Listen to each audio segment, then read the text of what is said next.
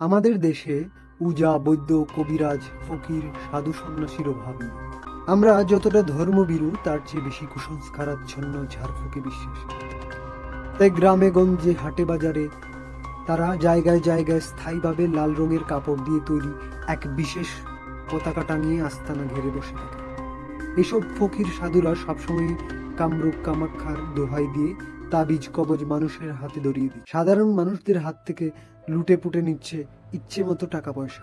এখানে আমি শিক্ষা করি, তবে আমাদের শিক্ষাগুলো করি আমরা কামরূপ কামাখ্যা প্রদেশের কথা বললেন, যেমন মায়াং বলা হলে আমরা পানাম রাজ্যের দেশের কথা বলছেন, ওই দেশগুলো আমরা শিক্ষা করে আসি। আর আমরা আজকে আমি দেখানোর চেষ্টা করছি এত সব মন ভোলানো কথাবার্তার সত্যতাই বা কতটুকু। না না, এখানে নয় কামাখ্যা, যেখানে কামরূপ কামাখ্যা, এখানে কোনো মন্ত্রতন্ত্র নাই, সব বাজে কথা ভুয়া। বন্ধুরা, সম্পূর্ণ ভিডিও দেখতে চাইলে চ্যানেলে গিয়ে দেখে আসুন। কামরূপ কামাখ্যার 4 পর্ব ধারাবাহিকভাবে আপলোড আছে।